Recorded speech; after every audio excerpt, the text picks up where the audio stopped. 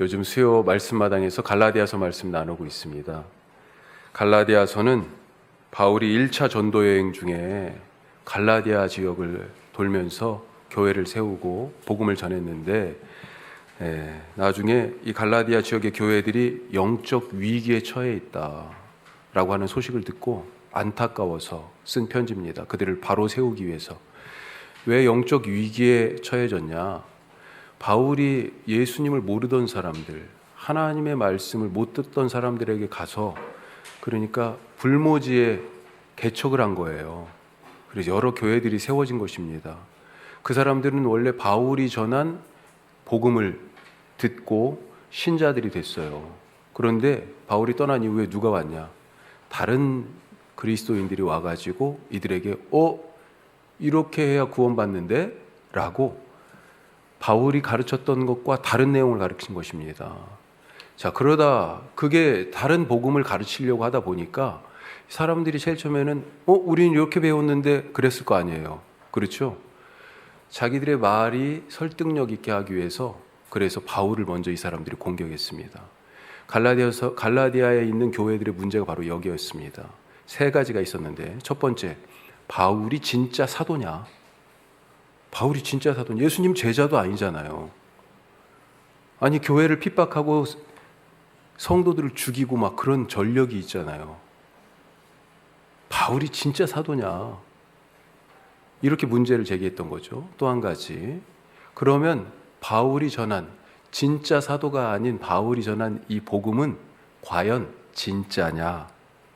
바울이 전한 복음의 진정성에 대하여, 사도직에 대하여 문제 제기를 한 것입니다. 자, 그러다 보니까 아직 여전히 바울이 전한 복음의 말씀을 믿고 있는 사람이 있는가 하면, 새로 온 사람들이 가르치는 내용을 듣고 그래, 바울이 뭔가 틀렸어, 나는 이 사람들 말이 맞는 것 같아, 이렇게 생각하는 사람들도 있겠죠. 그것 때문에 교회 안에 갈등이 생긴 것, 이것이 또 하나의 갈라디아 지역에 있는 교회들의 문제다, 이렇게 볼 수 있겠습니다. 자, 오늘 말씀은 뭐냐? 갈라디아서 1장 그 다음에 오늘 말씀 바로 앞에까지는 내가 진짜 사도다, 하나님이 나를 사도로 세우셨다, 예수님의 이름으로 내가 사도로 세움받았다라고 하는 사도직에 대한 변호였다면, 오늘 말씀부터는 이것이 진짜 복음이다 라고 하는, 복음이 무엇인가 라고 하는 것에 대한 바울의 대답이라고 볼 수 있겠습니다. 자, 오늘 그런 이 배경을 우리가 갖고 한 걸음 더 들어가 보도록 하겠습니다. 자, 첫 번째로 같이 해요. 사람을 두려워하면 갈팡질팡합니다. 사람을 두려워하면 갈팡질팡해요. 베드로가 누구예요? 베드로 이름이 원래 무슨 뜻입니까?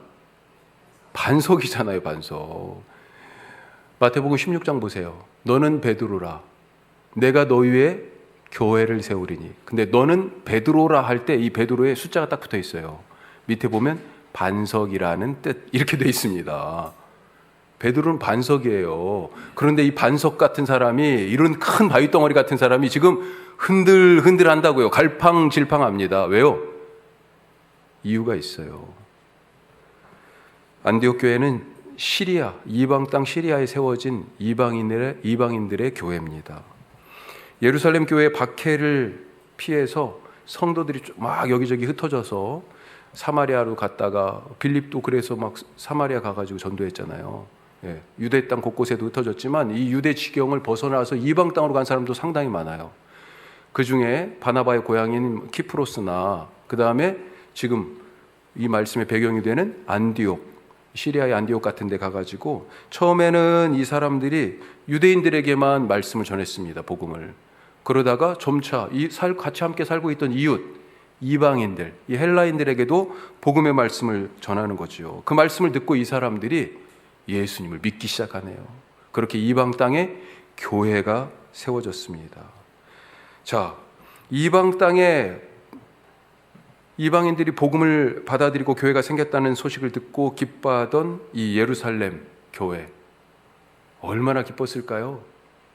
지금 교회가 깨진 거잖아요. 핍박 때문에 사람들이 다 숨고 뿔뿔이 흩어졌잖아요. 아니, 그런데 우리가 이런 위기와 어려움들을 당했는데 이 유대 땅 바깥에서는요, 새로운 교회들이 막 생겨나고 있다는 그런 얘기, 심지어 이방인들이 예수님을 믿고 주님께로 돌아온다는 그런 얘기를 듣고 너무 기뻤습니다. 그래서 어떻게 했어요? 대표자를 파송했어요. 그 교회를 좀 살펴보고 우리가 도울 일이 있으면 도왔으면 좋겠다라는 생각으로 그 대표자로 보내진 사람이 누구냐? 바나바입니다. 바나바. 사도행전에 나오는 말씀이에요. 자, 이 바나바가 안디옥에 갔습니다. 부흥의 현장을 보면서 바나바도 엄청 기뻤을 거예요. 그리고 거기에서 말씀으로 눌러앉아서 말씀으로 이 안디옥 교회 성도들을 가르쳤습니다. 그러자 이 안디옥 교회가 부흥했어요. 부흥하니까 혼자 감당하기가 벅찬 거예요. 그때 딱 생각난 사람이 있습니다. 누구요?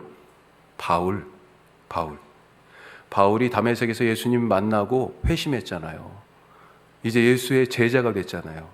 자, 그리고 나서 예루살렘에 왔는데 사도들을 좀 만나고 이제 교제도 하고 내가 예수님 만난 얘기도 하고 싶고 막 그런데요. 사람들이 볼 때 어때요? 야, 저거 바울 누군지 알잖아요. 얼마 전에 스데반 집사님 죽이는데 앞장섰지 않았어요. 저거 꽤 쓰는 거다. 저 수에 넘어가면 안 돼. 이런 의심도 있지 않았겠어요? 그때 이렇게 거리를 두고 있을 때 바나바가 딱 나섰습니다. 바울에 대한 신원 보증을 쓴 거예요. 사도들에게 연결해 줬습니다. 소개를 해줬어요. 바나바가 그런 사람이었습니다. 그 이후에 바울은 고향 땅에 가 있었어요. 그때 바나바가 안디옥 교회에 가서 사역할 때 그 바울이 생각난 겁니다. 데려왔어요. 같이 우리 말씀 전하자. 그래서 안디옥에서 함께 하나님의 말씀을 가르쳤어요. 그러자 교회가 더 부흥을 했습니다. 더 부흥을 했어요. 그리고 이때부터 안 믿는 사람들이 예수 믿는 이 안디옥 사람들, 이 안디옥 교회 신자들을 보고 뭐라고 불렀어요? 그리스도인, 이렇게 부르기 시작한 거예요. 그 이후에 바울과 바나바는 안디옥 교회 파송을 받아가지고 첫 번째 선교사가 되어 전도 여행을 떠났어요. 그때 간 곳이 갈라디아 지역이에요. 예. 그러니까 안디옥 교회는 바울 입장에서는 어떤 교회입니까? 모교회예요. 선교의 거점이에요. 이 안디옥 교회에서 계속 1차 전도여행, 2차 전도여행, 3차 전도여행 계속 안디옥 교회가 기점이 돼가지고 그렇게 갔던 거죠. 자, 그러던 중에 한 번은 베드로가 안디옥에 왔습니다. 베드로도요, 기대하고 왔어요. 기대. 예루살렘 교회 부흥을 받잖아요. 아무것도 없던 며칠 전까지만 해도, 몇십일 전까지만 해도 예루살렘에는 어떤 함성이 있었어요? 예수를 십자가에 못 박아라. 그런 함성이 있었어요. 6월절 즈음에 예수님이 돌아가신 거잖아요. 그런데 50일 지나고 나서 오순절, 그때 무슨 일이 있었습니까? 성령이 그들에게 임해가지고요, 예수를 못 박아라 라고 하던 사람이 베드로의 설교를 듣고 사람들이 변화돼서 교인이 됐어요. 이걸 지금 베드로가요, 예수님의 죽음부터 지금 쭉 보고 있잖아요. 3,000명이 회개하고 5,000명의 신도들이, 아니 도시가 뭐 얼마나 크다고요. 도시 전체가 완전히 바뀌어버리는 역사를 보지 않았습니까? 그런데 그 성령의 역사가 지금 핍박 때문에 예루살렘 교회는 그 성령의 역사로 막 부흥하다가 지금 막 흩어졌는데, 그래 너무 아쉽고 안타까웠는데, 그런데 성령의 역사가, 그 성령의 불길이 이방 땅에 붙었다는 거 아니에요. 안디옥 교회가 부흥하고 있대요. 바나바로부터 그런 소식을 또 전해 들었어요. 그래서 아주 기대하는 마음으로, 흥분되고 벅찬 가슴으로 이 부흥의 현장을 보고 싶은 마음으로 갔을 것입니다. 안디옥에 온 베드로가요, 이방인 신자들과 함께 지금 식사를 하고 있습니다. 이 식사가 어떤 의미예요? 늘 말씀드리지만 초대교회의 식사는 예배예요. 예배가 두 파트로 나눠져 있었다고 그랬잖아요. 말씀의 예전과 그 다음에 식사 예전. 그 식사 예전이 지금은 우리의 예배의 성만찬으로 지금 남아 있어요. 원래는 뭡니까? 함께 먹던 거였어요. 함께 먹던 거. 식사가 예배였다고요. 단순히 밥 먹는 것이 아니었습니다. 그리스도인들에게는 그것이 함께 밥 먹는 이 식사가 신앙 고백이고 예배고 죄인과 세리의 친구이신 예수님이 하신 일을 그대로 따르는 제자의 길을 가는 순종이었습니다. 꿈에도 못 꿀 일이 아니었어요. 예수 믿기 전에는 유대인과 이방인들이 어떻게 밥 먹어요? 유대인의 베드로가 그냥 유대인의 정체성만 갖고 있었으면요, 이건 불가능한 일입니다. 천국이 바로 이런 모습이죠. 자, 그런데 이방인 신자들과 식사를 할 때 무슨 일이 있었어요? 예루살렘 교회에서 주님의 동생, 예수님의 동생 야고보, 사실 예루살렘 교회의 어떤 목회적인 리더십은 베드로보다는 야고보에게 더 있었어요. 이 야고보가 보낸 유대인 신자들이 예루살렘에서 온다는 소식을 듣고는요, 황급하게 그 자리를 일어나서 떠나버렸습니다. 왜 베드로가 그 자리를 떠났을까요? 12절 말씀 같이 한번 읽어보죠. 자, 야고보에게서 온 어떤 이들이 이르기 전에 게바가 이방인과 함께 먹다가 그들이 오매 그가 할례자들을 두려워하여 떠나 물러가매. 베드로가 두려워한 이 할례자들이 누굽니까? 유대인 신자들이잖아요. 이 사람들이 무슨 생각을 갖고 있길래 이 사람들을 두려워해요? 구원을 받으려면 예수님도 믿어야 되겠지만 무엇보다도 반드시 율법을 지켜야 구원을 받는다, 이렇게 믿고 있었습니다. 그래서 이방의 교회가 세워지면 이 사람들이요, 이방 땅에 교회가 세워지면 바울이 가가지고 없는 황무지에 교회를 세웠잖아요. 이 건물 지었다는 얘기가 아닙니다. 교회는 사람이니까 사람들이 예수를 믿게 됐다는 얘기예요. 그러면 그 사람들의 공동체에 가가지고요, 참 열심도 좋아요. 아니야, 그거 가지고는 지금 이방인들이잖아요. 율법을 모릅니다. 그들에게 율법을 가르치는 거예요. 구원을 받으려면 율법을 지켜야 한다. 아주 열심히 이렇게 찾아가서 쫓아다니면서 가르쳤습니다. 그것 때문에 그래서 문제가 생겼어요. 사도행전 말씀 한번 보죠. 15장 말씀. 나중에 바울과 바나바가 이 문제 가지고 지금 예루살렘에 찾아왔을 때 얘기해요. 같이 해요. 어떤 사람들이 유대로부터 내려와서 형제들을 가르치되 너희가 모세 법대로 할례를 받지 아니하면 능히 구원을 받지 못하리라. 이렇게 가르치고 다녔다고요. 그러니 이렇게 가르치는 유대인 신자들의 눈에는 예수는 믿지만 아직 할례를 받지 않고 율법도 잘 모르는 이 이방인 신자들은 아직도 여전히 구원받지 못한 그런 사람들이에요. 거룩한 백성이 아니고요, 하나님 자녀 아니고요. 아직 너 구원받았어? 이 얘기를, 할례 받았어? 이렇게 물어보는 거예요. 안식일 지키고 있어? 이렇게 물어보는 거죠. 그래서 베드로가 피했습니다. 어쩌면 이들과 논쟁하고 싶지 않아서, 어쩌면 꼬투리 잡히고 싶지 않아서 그랬는지도 모르겠어요. 하지만 무엇보다도 그들이 오늘 말씀에 두려웠다, 그렇게 되어 있습니다. 사람을 두려워하면 이렇게 도망갑니다. 예전에 베드로가 도망갔었잖아요. 피했었잖아요. 예수님 부인했지 않습니까? 그때 예수님은 대제사장의 집에서 그 뜰에 붙잡혀 끌어안혀져 가지고 어떻게 했어요? 얻어맞고 있었습니다. 무시무시한 폭력을 휘두르는 사람들이 두려웠어요. 베드로는 하나님의 아들까지 붙잡아 때리고 있는 그들의 권력이 무서웠습니다. 그 두려움 때문에 3번이나, 사실은 기회였죠, 돌이킬 수 있는 기회였어요. 3번이나 기회가 있었어요, 사실은. 그런데 그 3번 다 예수님을 부인했습니다. 하늘에서 보고 계신 하나님은 안 보이고 눈앞에 폭력을 행사하고 있는 그 군사들만, 그 높은 재판장의 자리에 앉아있는 대제사장만 보이는 거예요. 하늘의 보좌에 앉아 계신 하나님이 안 보였어요.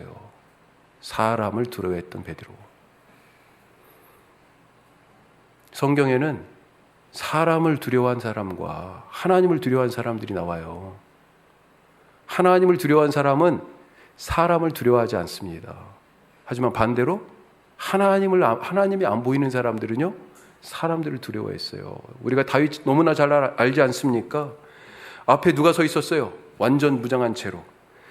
다윗의 키보다 훨씬 더 큰 칼을 들고 3m나 되는 그 거구의 골리앗이 바위처럼 딱 서 있었잖아요. 이 골짜기는 지금 어때요? 엘라 골짜기예요. 예? 이스라엘 군대와 블레셋 군대가 있습니다. 그런데 이스라엘 군사들 다 어디 있습니까? 하나도 안 보여요. 다 어디? 바위 틈에 숨어 있어요. 얼굴 하나 지금 내놓지 않고 있고 이미 일부는 지금 도망가 버렸습니다. 이 골짜기는 이미 싸움 끝난 거예요. 새카맣게 블레셋 군사들이 서가지고 와 함성을 외치고 있고요. 그 앞에 골리앗이 막 이렇게 이따만하게 서 있단 말이죠. 여기는 이미 블레셋의 홈그라운드네요. 그런데 갑옷도 입지 않고 투구도 안 쓰고 칼도 창도 없이 이런 전투는 한 번도 해본 적이 없는 소년이 겨우 돌멩이 5개 들고 지금 서 있잖아요. 그런데도 두려워하지 않습니다. 안 두려워요. 야, 이거 너무 놀랍지 않습니까? 엘리야는 어땠어요? 갈멜산에서 이방 선지자 850명하고 아방하고 대신들하고 백성들까지도요 엘리야 편이 아니에요. 엘리야는 혼자 서 있습니다. 그런데도 두려워하지 않았습니다. 모세는 어땠습니까? 살인자로 도망가가지고 광야에서 40년을 이 막대기로 지금 양치고 살고 있었어요. 그런데 하나님이 그를 어디로 보냈어요? 그 지팡이 들고 어디로 보냈습니까? 바로의 궁정에 보냈어요. 내 백성을 내놔라. 하나님의 말씀을 전하라고 그랬습니다. 두려워하지 않았습니다. 다니엘은 어때요? 이렇게 계속 기도하다가는 사자굴에 던져서 사자밥이 될 것을 알았어요. 그런데도 불구하고 오늘도 똑같이 저 사람들이 나를 염탐하고 있다는 것을 알면서도 그 시간에 하나님께 무릎 꿇어 기도하고 하나님의 얼굴을 구했습니다. 저 사람들이 사자굴이 두렵지 않아요. 예수님과 같이 배 타고 가던 제자들 두려웠습니다. 왜요? 풍랑과 파도가 보여서 그랬어요. 너무 무서운 거예요. 야, 이러다가 배가 깨질 것 같아요. 사실 이것은 핍박과 박해라는 눈에 보이는 풍랑과 파도 앞에 위태위태하던 초대교회의 모습을 사실은 반영하고 있는 말씀이에요. 풍랑을 잠잠케 하신 예수님이 우리를 이 고통과 박해와 핍박 속에서, 이 풍랑과 파도 속에서 우리를 건져주실 것이다. 우리 배는, 우리 교회는, 우리의 신앙은 결코 깨지지 않는다. 예수님이 우리 배에 계시기 때문에, 예수님이 우리 교회에 계시기 때문에, 예수님이 우리 자녀들을 붙들고 계시기 때문에, 예수님이 우리 인생에 함께하고 계시기 때문에 두려워하던 자들에게 두려워하지 말라고. 사람을 보면, 풍랑을 보면 두려워하게 되지만 하나님을 보면 두려워하지 않는다고 가르치는 말씀이에요. 뭘 두려워하십니까? 누구를 두려워하세요? 지금 눈에 무엇이 보이십니까? 병이 보이고 어려운 사업이 보이고 우리 학생들은 점수가 보이고 나를 비난하는 그 사람 때문에 힘듭니까? 보이는 게 그거예요? 다시 한번 보시기 바랍니다. 예수님이 보이시죠? 베드로가 도망간 이유는 지금 이 순간 유대인 신자들이 온다고 막 소식을 누군가 전해줬을 때, 그때 하나님은 안 보이고 아직 도착도 안 한 유대인 신자들이 보였기 때문에 도망간 거예요. 두려워할 자를 두려워하시기 바랍니다. 두 번째 말씀, 자, 같이 해요. 예수로 살아야 흔들리지 않습니다. 베드로는 알고 보니까 껍데기 사도였네요. 예? 예수님이 죄인과 세리들과 함께 밥 먹던 것, 그 자리에 베드로가 얼마나 많이 있었겠어요. 그때 그랬었지. 나도 그렇게 해야지. 그런데 뭐예요? 흉내 내고 있었던 거네요. 흉내. 이방인 그리스도인들과 식사하던 자리에 유대 그리스도인들이 온다고 그러니까, 야, 베드로 신앙이 베드로가 진짜 사도인지 껍데기뿐인지 그냥 확실히 드러났잖아요. 자, 이것을 13절에서는 뭐라고 표현합니까? 13절 단어를 보면 외식이라고 표현되어 있어요. 외식. 베드로가 외식했다. 가면을 썼다. 가식적이다. 앞과 뒤가 다르다. 왜 베드로가 껍데기 신앙의 이 외식의 모습으로 살고 있습니까? 14절 보십시오. 자, 앞부분만 같이 하면요. 그러므로 나는 그들이 복음의 진리를 따라 바르게 행하지 아니함을 보고, 복음의 진리를 따르지 않았기 때문에 흔들린 거예요. 진리가 없으니까요. 야, 이게 맞는 거야? 저게 맞는 거야? 왔다 갔다 갈팡질팡 좌우로 치우치고 흔들리는 거지 않습니까? 반석이라는 이름의 베드로가 말이에요. 진리를 따르지 않았기 때문에. 그럼 진리가 뭡니까? 16절에 나와 있어요. 자, 진리 같이 해요. 사람이 의롭게 되는 것은 율법의 행위로 말미암음이 아니요 오직 예수 그리스도를 믿음으로 말미암는 줄 알므로 우리도 예수를 믿나니. 의롭게 되는 것은 무슨 뜻이에요? 구원받는 것은 이거예요. 사람이 구원받는 것은요, 뭘로 돼요? 믿음으로 되는데, 그런데 사람들은, 유대인 신자들은 뭘 가르쳤어요? 할례 받아야 된다. 율법을 지켜야 구원받는다. 그래야 하나님의 자녀가 된다. 그러면서 진리를 따르지 않고 있는데, 그 진리를 따르지 않는 자들을 보면서 지금 두려워했기 때문에 흔들린 것입니다. 베드로가 몰라서 그런 게 아니잖아요. 전에 이방인 백부장 고넬료의 집에 하나님이 보내셨잖아요. 그들에게 가서 말씀을 전했잖아요. 그들이 말씀을 들을 때 어떤 일이 일어났어요? 성령이 임했다고 되어 있습니다. 성령이. 야, 성령이 임하는 것을, 자기들이 예루살렘에서 마가의 다락방에서 기도할 때 성령이 임했던 것 같은 역사가 그들에게 지금 나타나는 것을 보면서 구원받았구나. 이들이 예수님의 몸인 교회가 되었구나. 그러니 구원받은 표시로 당연히 세례를 주는 거죠. 그리고 그들 집에서 같이 함께 먹고 또 더 말씀을 가르치고 며칠을 그러다가 왔어요. 그런데 그랬던 베드로가 왜 지금은 도망가는 거예요? 왜요? 아직 베드로가요, 죽지 않은 내가 있기 때문에 그런 거죠. 죽지 않은 나, 뭡니까? 유대인 베드로. 이게 안 죽은 거예요. 유대인 베드로라고 하는 옛날 내가 아직 안 죽은 것입니다.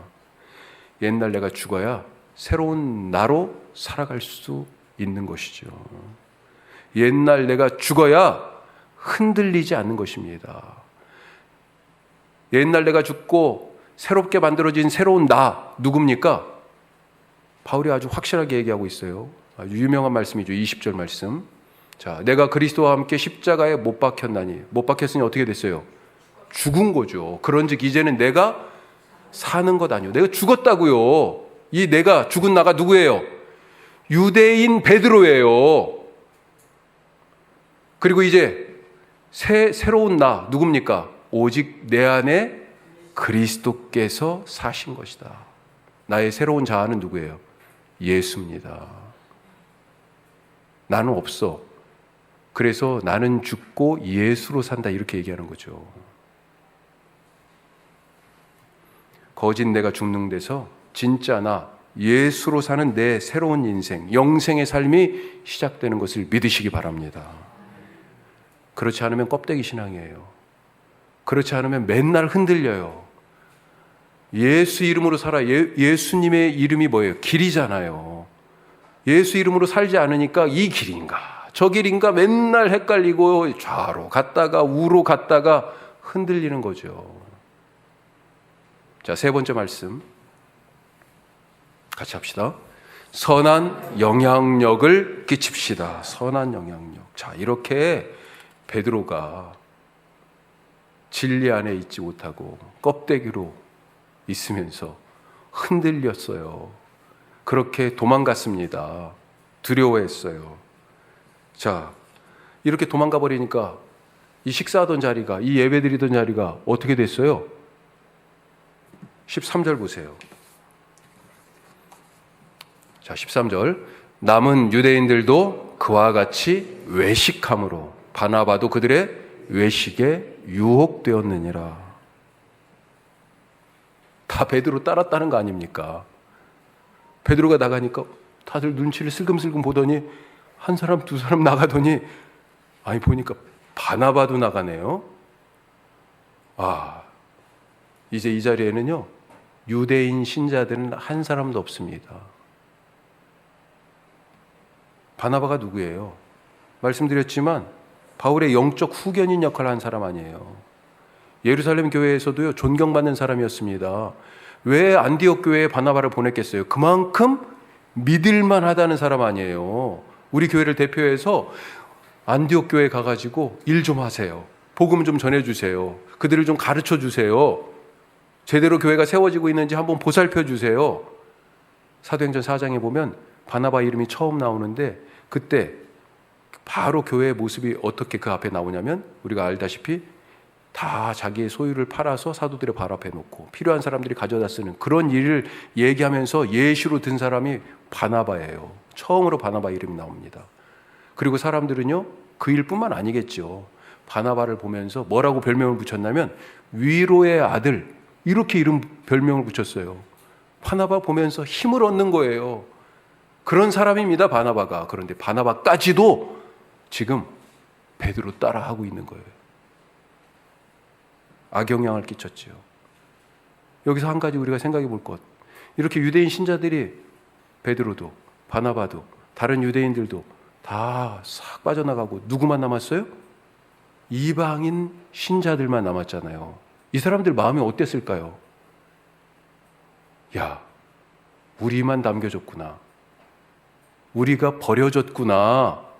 저들이 그동안 사랑 얘기하고 예수님이 이렇게 죄인들하고 같이 식사했다고 그러면서 아니 유대인 신자들이 예루살렘에서 온다고 그러니까 자기들 책 안 잡히려고 괜히 꼬투리 잡히기 싫어가지고 우리를 여기다 이렇게 버려두고 저들이 가르친 신앙, 저들이 말했던 구원 진짜인가? 이런 생각 안 들었을까요? 내가 계속 예수를 믿어야 될까? 이런 생각 안 들었을까요? 악영향을 끼쳤어요. 그런데 여기에서 베드로를 한번 생각해 보게 돼요. 베드로. 우리 복음서에서 예수님 빼고 가장 많이 등장하는 사람이 베드로 아닙니까? 그런데 뭐 보면 12명의 제자들의 명단이 나오죠. 그런데 그 중에 뭐 제자들이 예를 들면 바돌로메 뭐 했는지 아세요? 복음서에 나와 있어요? 이름만 적혀 있지 없어요. 그렇죠. 다데오, 알페오의 아들 야고보 이런 사람들 모르잖아요. 그런데 베드로는요 에피소드가 여러 개 많이 기록되어 있네요. 그런데 그 모습이 하나같이 조금 부정적인 얘기 아니에요? 부끄러운 얘기들 아닙니까? 실수하고 잘못한? 한 번은 밤에 예수님이 물 위를 걸어오셨어요. 그러니까 배 타고 가던 제자들이 깜짝 놀라가지고 유령 아니야? 막 그랬는데 예수님이 나다. 그러니까 베드로가 그러면 나도 물 위로 걸어갈게요. 물 위로 걸었잖아요. 그러다가 의심하고 두려워서 물속에 빠지지 않았습니까? 의심하던 베드로의 모습을 지금 그대로 보여주는 거예요. 또 어떤 일이 있었습니까?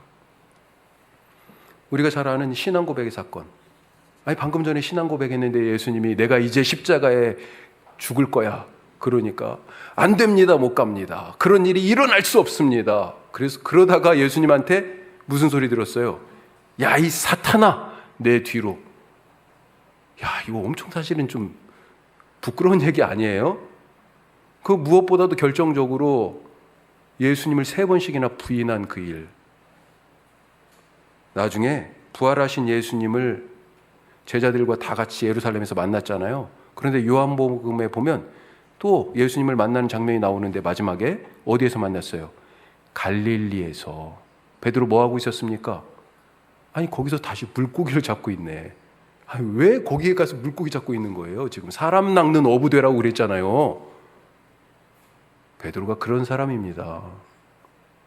그렇게 실수도 많고 허물도 많고 예수님한테 막 사탄아 이런 얘기까지, 이런 소리까지 들었어요.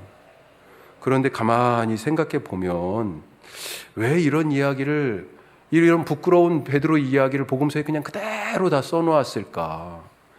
예수님을 3번씩이나 부인한 그런 이야기 같은 경우는 베드로가 사실은 얘기하지 않았으면 아무도 모를 이야기 아니에요? 그런데 복음서에 써 있습니다. 왜요? 베드로는 자기 실수를 감추지 않았어요. 왜 그걸 감추지 않고 이 부끄러운 이야기들을 그대로 공개했을까요? 우리가 복음서가 써지는 그런 과정들을 한번 생각해 봤을 때 베드로가 교회 안에서 갖고 있던 위상, 그 권위, 예수님의 그 수제자라고 하는 그런 권위, 리더십, 이런 것들을 생각할 때 그건 복음서에서 좀 빼줘. 그건 좀 아니야. 그건 그런 일은 아니었어. 내가 그때 잘못 얘기한 거야. 뭐 이럴 수도 있지 않았을까요?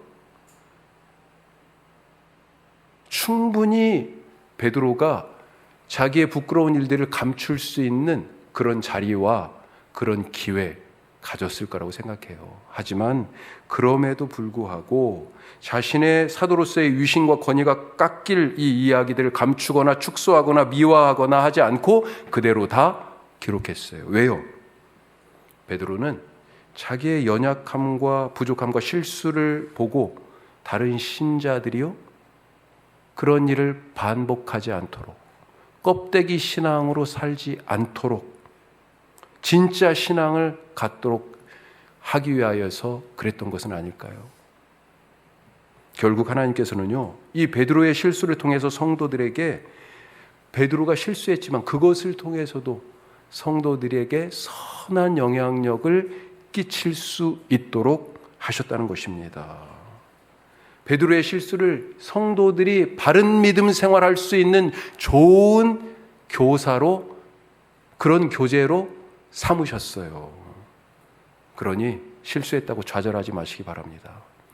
나는 우리 자식들에게, 나는 우리 주변에 같은 일하는 직장 동료들에게 선한 영향력을 좀 끼치고 싶은데 맨날 실수해요. 맨날 미련한 소리 해요. 맨날 부끄러운 일 해요. 설령 그럴 수 있어요. 열심히 살려고 하다가도 그렇게 안 되잖아요. 하지만 낙심하지 마시기 바랍니다. 그 부끄러움을 알고 하나님 앞에 내놓을 때 하나님께서는 그 연약함과 그 실수들을 통해서도 선한 영향력을 끼치면서 살아갈 수 있도록 만드시고 은혜 베푸시는 것을 믿으시기 바랍니다. 기도하겠습니다.